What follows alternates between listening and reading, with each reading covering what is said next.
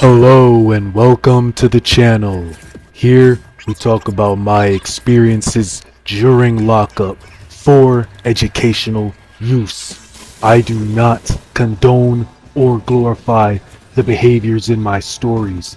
I spent 2 years in lockup at CFCF, and now that I'm out, I want to tell you guys about it.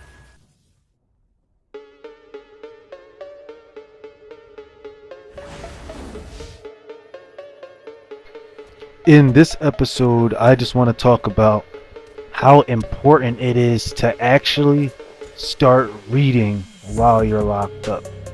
Okay? And I know that sounds pretty brain dead to say that, but like you're gonna have nothing else to do. So you might as well lose yourself in a book, you know what I'm saying? And try to escape your mind from where you are mentally, if that makes sense. Me personally, I had a vast library of books while I was incarcerated, okay? All thanks to the familial support of my wife and my mom, you know what I'm saying? While I was locked up, they sent me all the books. Well, a good 70% of the books I had came from my wife and mother. All right, and I did trade some books here and there, and I also did acquire some books from people while I was locked up. Okay, I had so many books, it was to the point where I had different sections, different substantial sections of books. Wherever I went, I was pretty much the inmate library. No cap. All right, literally I was charging people for a library card just to read my books, to be honest with you. All right, now the different types of sections that I had a hood novel section consisting of the Cartel series, and I also had some books by Quan. All right, I also had a pretty substantial manga collection. I had Dragon Ball Z, Dragon Ball Super. I had Attack on Titan volumes 1 through 4. All right, I had a whole lot of different manga. Some of them I got while I was in jail from other inmates. Okay, I had a Marvel and DC section of books. All right, most of those were comic books. I had one anthology from the Black Panther universe, which was a paperback novel, which was really cool. It was 18 books in one. All right, I also had a fantasy section of books, mainly consisting of the Game of Thrones series that my wife sent me. All right, and the Lord of the Rings series that someone in jail gifted to me because he was going upstate. All right, now I'm not gonna lie to you, those books were so like vast. Okay, it literally took me a very long time to read all those books, and thank God I had those books, and thank my wife. Okay, now I also had a self-help section. All right, and in my self-help section of books, I had books like How to Draw. Okay, I also had Healing the Child Within. Okay, I had Stop Overthinking. I had a bunch of different books, little books that didn't fit into a specific category that I had a bunch of. I just put in my last and final section, my miscellaneous section. And honestly, in my miscellaneous section, I had some James Patterson books. I had this one book called Red Rising. It's really cool. It's like a sci-fi book. It's really, really cool. Yeah, that pretty much sums up my book collection while I was in jail.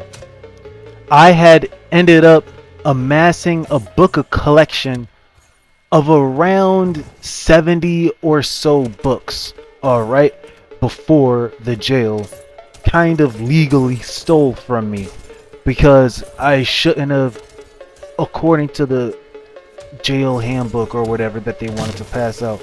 I shouldn't have had more than 5 books in my cell or something like that, or they could have only sent me 5 books in the mail a month, right?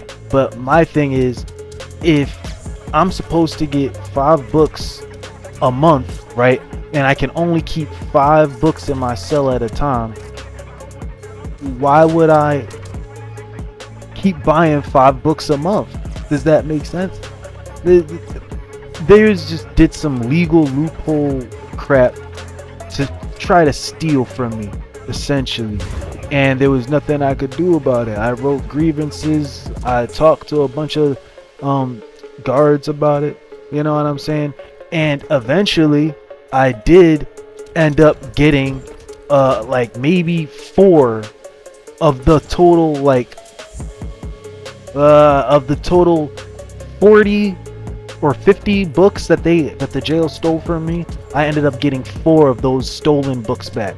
All right, how the jail essentially stole from me, okay? They was in the process of putting new locks, electronic locks, on all the cells inside the jail. All right, because they were having a problem of inmates sticking wet toilet paper inside their locks, trying to get out during top tier recreation time or bottom tier recreation time. Essentially not their recreation time. See what I'm saying? They were putting electronic locks to try to mitigate that. In order to change all the locks, they needed to do it pod by pod, cell block by cell block. And when it was our pod's turn to move, right, and get our locks replaced, okay, I packaged up all my books, I packaged up all my other belongings like I was supposed to, and I brought them to the new pod, right?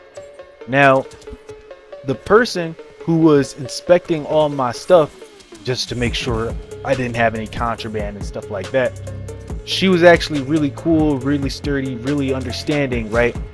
I told her that most of these books were from my wife and my mom, right?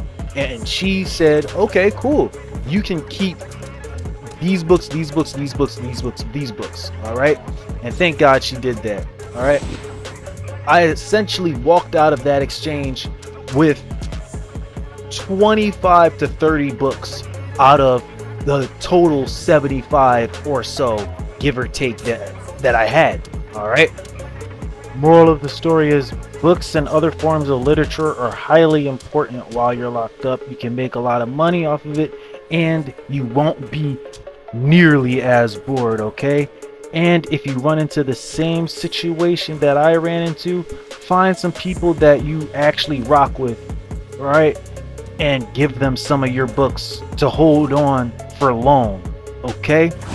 Now, if you guys like this type of video, please give it a like and subscribe, and have a great rest of your day.